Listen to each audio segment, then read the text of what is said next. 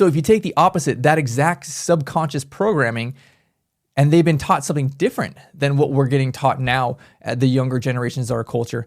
And now what's the proof in the pudding, right? Like, what is the fruit of that? And you can see statistically and numerically that having a different core value system and beliefs pushed upon you that business is good creates a completely different result that is disproportionate than what we have in the rest of our society.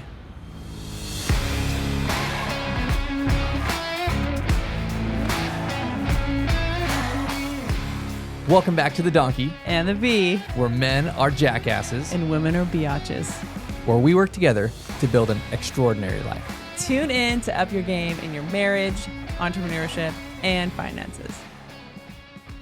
Welcome back to another episode of The Donkey and the Bee with your hosts, Brett, the jackass over here, and Laura, the biatch over here. So that's why it's called The Donkey and the Bee. I know a lot of people ask, why is it called The Donkey and the Bee? That's the reason why. It's how a jackass and a biatch can live together and have a tremendous, successful life. So today, we are talking about something real good. Because we do talk about marriage, entrepreneurship, and finances here. And today, we're talking about something real good that's in correlation with one of those topics. What is it, Brett? We're talking about money. Money and business. How money is inherently good. That having money is good, that being a business person, an entrepreneur, somebody contributing to the economy is good. And there's a lot of pushback on that as we continue to get into a shifting political climate, and there's more push towards socialism. There's more push as we've gone through inflation towards corporate being bad, right?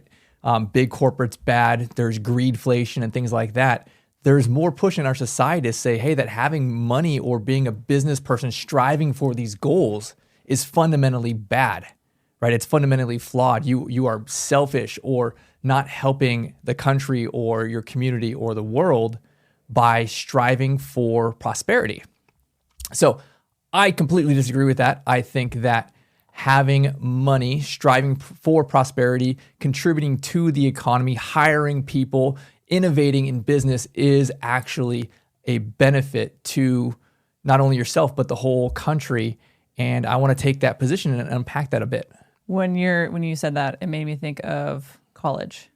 I don't know what your college experience was. We went to the same college, so I'm sure it's very similar. But I remember most of my professors in college would talk so negatively about people or individuals with wealth, about business in a negative light, which is so interesting because you're there to teach people to get into the business world or start their own business. But here they are kind of swaying you toward the opposite way.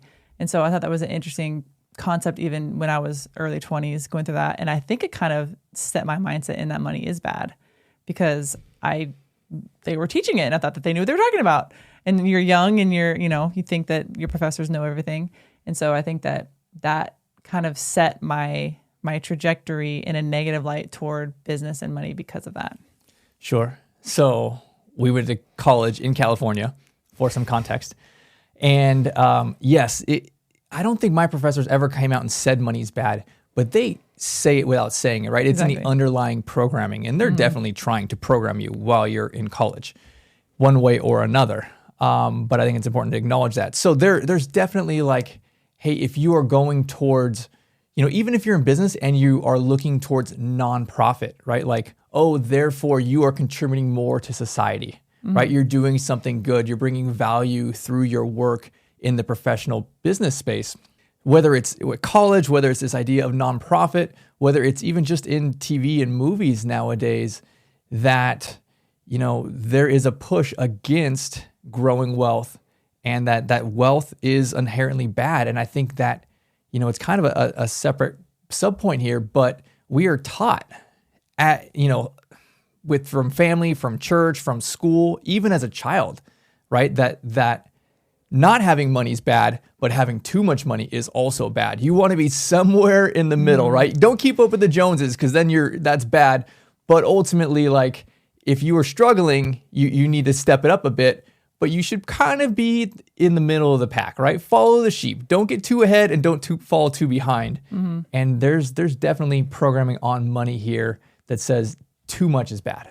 I think it's in the movies. I mean, literally, you think about all the movies or the TV shows, whatever you're watching, even as a kid, the rich, wealthy guy was always, an a-hole. He was always a jerk. He treated people like crap. And so you have that negative connotation in your mind already. And so when you see it in real life, even if you see a lot of wealthy people who are really sweet and kind and caring, you see that one individual who is treating people really terrible, you still assimilate that in your mind. And so I always try to find those individuals who are wealthy, but who are super caring, giving, and generous. And then I'm trying to build that muscle in my mind that's how we are. That's how I want to be. I want to be someone who has created wealth, but not just create wealth, to be able to give back and to, help individuals or community in need. Yeah. So, it's funny. I was thinking about movies that showed a wealthy person and being generous. The first thing that came to mind was Mr. Deeds. You see that movie? It's with Adam Sandler. Never seen that movie. No. He's kind of this silly guy. He inherits this wealth and he goes around giving it away. And I think he gave everyone in his town a red, Ferrari or Corvette or something. But they still portray this person who did not accomplish this for themselves, right? They were not that hustler, grinder person who put in the 60, 70 plus hours a week to build something, to create something awesome, right? It was still more of this he's kind of a silly guy who kind of stumbled in by inheritance. And therefore, in that context, it's okay. But, not if you are that guy who is overly working, right, ahead of the flock as far as the sheep analogy goes and working too hard, right? That's not okay. So it's a little interesting. Yeah, I think it goes back to if you are in that league of working hard and it's paying off, right? You're creating wealth for yourself. I think it's looked down upon or frowned upon because it's actually shedding light on the average or the mediocre individuals. It's shedding light on their not doing much or just being complacent or being average. And so I think that's why it is created in a negative light, because I think they want to pull those individuals back down into the average or middle class because it's shedding light on them in a negative way. Yeah. And so like the crabs in a bucket. Exactly. Yeah. Well, we touched on this for a second here, but this idea of, okay, yeah, if you want to pursue business and do great and grow something incredible, it is totally fine if you want to do that in the nonprofit world. And we're very involved with a lot of local nonprofits here. And, so we have some back end experience to give context for this. So at least in our experience, right? This idea that nonprofits do well and you can grow that and that is contributing more to society. There is definitely great things that nonprofits do, and no comment on that side. But on the opposite side where, if you are a for-profit business, then you can't be doing well. You can't be helping society. And honestly, I think that most times for-profit businesses do more to help society than nonprofits. And obviously, nonprofits do an incredible amount of good. But what I have seen a lot of times is the person who is running it, if it's a small nonprofit, is literally not paying themselves what their time is worth. They are doing this as a passion project and honestly, very often struggling to pay their bills. They are not taking care of themselves. They might be providing a fantastic service for other people, but they're struggling themselves because of this. Or maybe they are hiring their team and again, paying less than what market value is. They're not being competitive with their wages because they're quote unquote a nonprofit. We're doing this to help people. So, we don't have a ton of income. Where if you took the same, or something similar in the business world and you are for profit, and if you're not providing a great profit, if you're not making sales, then you're not going to be profitable. You're going to go out of business. And ultimately, there is so much value in that model, right? In capitalism, because you have to be competitive on both sides of this. You have to pay competitive amounts, right? You're going to have a higher salary for your team if you are for profit versus non-for-profit. Mm-hmm. Right now, there's going to be exceptions there, But overall speaking, right, like when you look at these big companies who are growing and doing great, especially like in the tech field and things like that, right? Google's paying hundreds of thousands of dollars for a lot of their staff, right? Like you can make incredible money in these for-profit businesses. And then to that same point, they are promoting society. Like they are literally pushing things forward. And it will be the same thing with AI. It's going to be for-profit companies that are really growing this sector and any other new sector and innovation because of simply supply and demand. If it sucks, no one's going to buy it, right? So I think from that perspective, sales are good, right? Making sales grows who we are as a culture and as a world. I guess I kind of want to break down the term good, right? Because you say that business is good, and some people think business is bad, or money is bad, or money is good. And so I guess personally, when I hear that, I think that there's no real morality to money or morality to business. Like in my mind, like money isn't good or bad. It's a tool. It's like a shovel, right? You use it to dig a hole. Like it's a tool to purchase goods. And so I think that there's no morality to it. I think the person who has the tool can, decide on a moral decision that they're going to use with it because it's a tool. So when you say that, business or money is good, what do you really mean by that? I think it's a good point you bring up. So let me separate off the two and say that I would agree with you that money is a tool, right? It makes you more of who you are. It can be used for good or evil. But business, I would say, is inherently good, meaning like it's fundamentally good. The laws of nature, that's kind of where I'm getting to, would tell me that business is good. And let me unpack that then. If you said, okay, let's remove business. If we decided it was bad, no business, right? No trade of any time, no sales of any kind. If you went back and said, okay, I am now a person, thousands of years ago, and there was no trade, right? Like I am a hunter-gatherer again. Everything that I want to eat, I have to either grow or kill or gather, right? Like if I want a new jacket, I have to go, shear a sheep. I have to have a sheep first, right? Like it would take us back to, almost the Stone Ages if you said you could not have any type of business, because business you could say is just sales, or you could take it one step more simply and say it's trading. You go back to Native Americans, right? Like they didn't have cash, they didn't have Venmo, but they would trade, right? Fish for, sheep or whatever it is. And that's still business, that's still commerce. And if you look at it moving forward, even several thousands of years ago, societies grew because of trade routes. Those cities there blossomed because they were an intersection where other cities could come and trade their goods. So I would say this, that I know that business and sales, and by default, the making of money, is inherently good because without it, our society would completely crumble and take us back to the Stone Ages. So to follow up with that statement, if there was no business because, say, the government came out and said, there's no more business, it's bad, we don't want it for our society, what do you think would happen? We would all starve to death. No joke. Like anyone who was not farming would have no way for food. And honestly, it would go back to theft, right? If you couldn't even barter with the person, the farmer, the rancher, right? Like you would first and foremost starve. And if you couldn't get a way to get water, you would starve. If no medicine would be allowed anymore. You could not create medicine, right? Those are all jobs. No one's just going and doing it as a hobby necessarily, unless you're talking about like tinctures and things like that, right? Like everything would come to a screeching halt.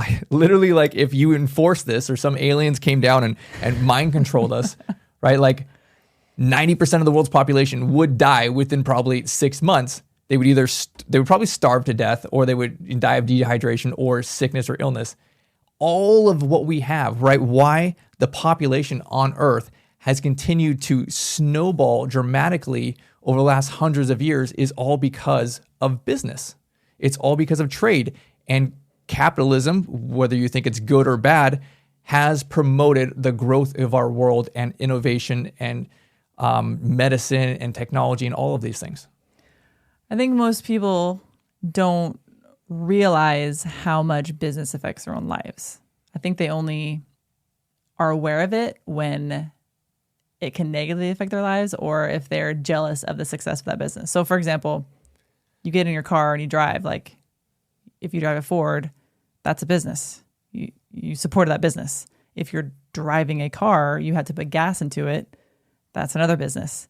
If you're on a road, that's obviously another business. Like there's so many things that you use on a daily basis, your toothbrush, like your phone, you walk into a grocery store. It's like all these things you don't really think about, oh, I'm actually supporting this business by using this product or service. But if it's something that you don't use, that's not necessarily helpful to you, I think that's when you realize, like real estate. If I'm not in real estate and that guy's making a ton of money in real estate, he must be doing something bad. He must be doing something evil or against the law. So I think it's each person's perspective. I think when you change your perspective and realize, wow, like business it is good. We have to have it in our society in order for us to flourish. I think it's just realizing that and sitting down and being like, oh, wow, I actually use probably hundreds of businesses a day by just my daily activity. Yeah, I like that perspective on it. I think that makes sense. When you self-judge someone and saying, hey, they're being too much or pursuing too much, it's probably because you don't use that product. Mm-hmm. And there's a bunch of other people who do use that product and they think, I am so grateful for this person, for the work that they're doing, for the innovation that they have, for growing their business and bringing these products into my area. It used to not be here and I used to struggle and have this problem. Mm-hmm. But now it is now here because this person or this group of people hustled and worked their butt off and grew their business and made sales and made money, mm-hmm. and therefore now have brought the solution to the problem I have closer to me and more available. Do you know what I thought of when you said that? What? Okay, so all y'all listening, Brett and I aren't drinking alcohol and we're drinking instead kombucha every now and again. And so there's this kombucha called Cosmic Kombucha. We are not getting paid, but I'm just going to do a shout out to Cosmic Kombucha. They're here in Austin area and it's fantastic kombucha. It's our favorite kombucha and we look everywhere for this kombucha because they don't sell it directly online. You have to go to certain stores. And so they've created a scarcity, which, hey, more power to them. I love it. But that just reminded me of that is like, hey, like I'm really grateful that these two, it's a married couple who started this business, that they worked their butts off for this product because we really enjoy this product. And so, I don't know. It just made me think of that when you said that. I'm like really happy that they, took a leap of faith for our enjoyment. Exactly. Yeah. Yeah. So I would consider from that perspective, if you're hearing this, you'd be like, well, I think those type of people are greedy and growing their business too much and being too profitable. Maybe there's other people that they haven't been able to reach yet. You have an opportunity to buy that product and you says, that's not for me. That's no problem. But perhaps there's other people who do want that product and it's just not available to them yet. And it is their duty to help this world by expanding their business and offering these products. And ultimately, if it's not a good product, no one's going to buy it. Their expenses are going to be too high, their income's too low, and they're going to go out of business or they're going to change their product, right? That is the great thing about business. Mm-hmm. If it doesn't solve a problem, it goes away. Mm-hmm. So I wanted to bring up this book that Brett and I had recently read. And it's, Brett will kind of go into more detail about it, but it's called Thou Shall Prosper by Rabbi Daniel Lapin. And he goes into talking about the Jewish culture and how money and business itself is inherently good. So we both read this and we talked about it. We wanted to discuss it today on the podcast because it correlates with what we're discussing. So thank you for introing that. If you come at it from this perspective, and there is a cultural push towards that business is bad, and again, working too hard, outside of the work-life balance, which seems to be less and less hours of work each week and more hours of sitting on the couch doing nothing. If you're fighting against this idea and you have a cultural push in school, from your parents, from culture, from social media, to not push so hard, to not pursue business or making sales or wealth or money, you're fighting against this idea, right? And if you are driven like us and you really enjoy growing businesses, then some people actually look at you as like, hey, you're being too much, or perhaps you should put your attention towards something else.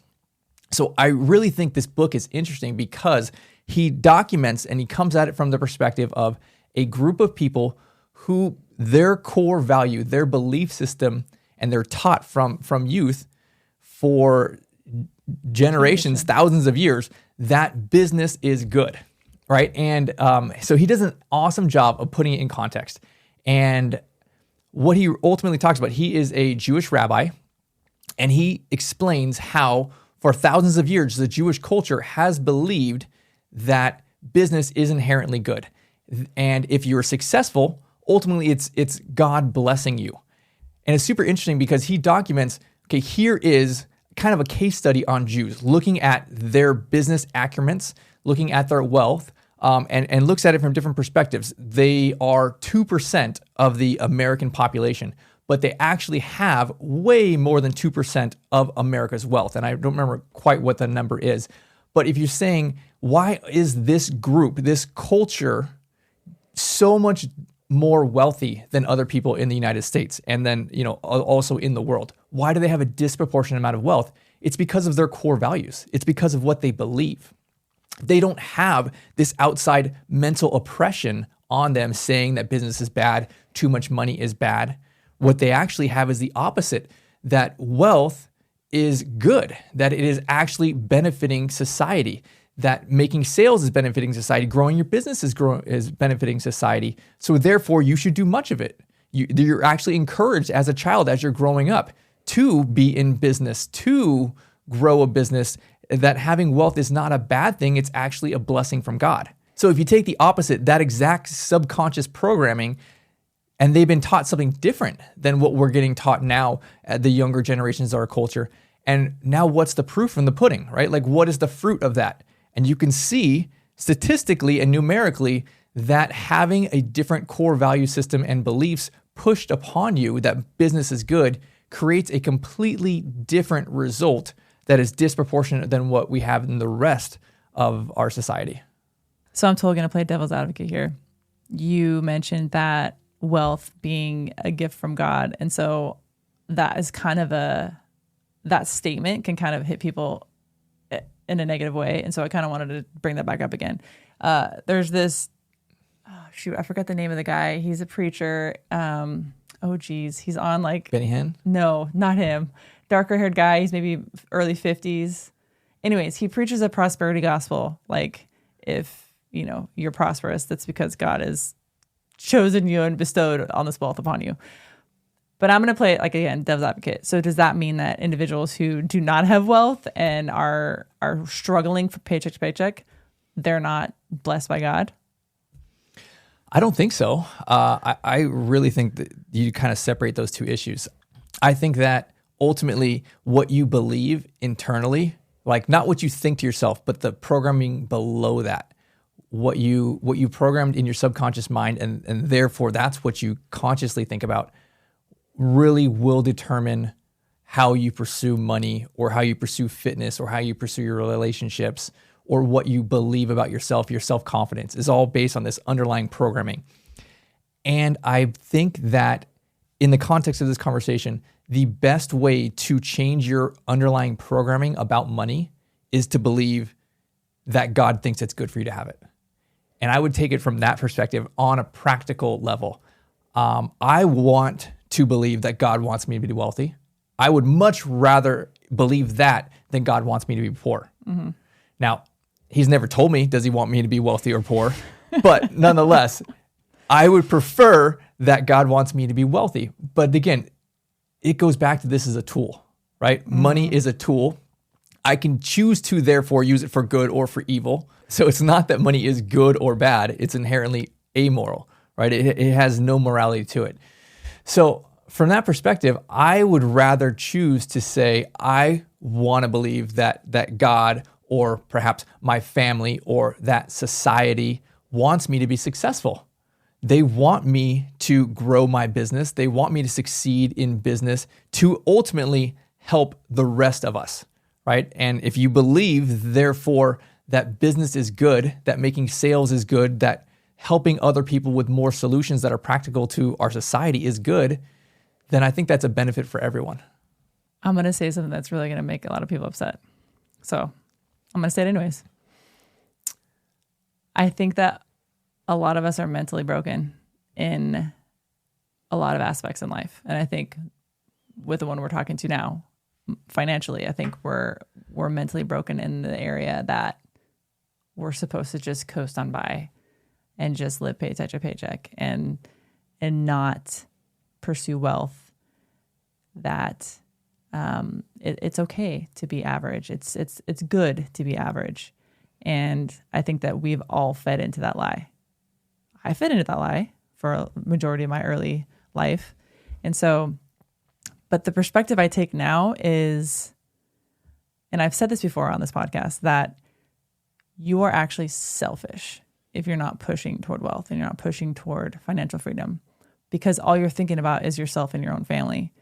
You're not looking up and looking out to other individuals that you can help with your finances and with your time. And so I think when that was told to me that I was selfish for only caring about my finances, it like really stung. I didn't think that I was selfish in my area of finances until someone really kind of got the scales off my eyes with that. And so I think I just want to press our listeners that ask yourself that question. Am I pushing myself to be wealthy, or do I inherently think that it's negative, that it's a bad thing? Question yourself on it, because I thought it was negative at one time. And then when I realized that I was being selfish by only looking at myself and family, I was like, oh, wow, I really got to change my ways. So to expand on that, from a practical aspect, I think if you wanted to realize what you believe first about money on the subconscious level, right? Like go back to what were you taught? What are these things that you think about money? Is money good or is money bad, right? Like, and not the amount of money you have. Is it bad if you had 5 times or 100 times more money? Would that be bad? What if you had less, 100 times less? Would that be bad? So what do you actually believe about money? If you identify those things and then you start changing what you believe, right?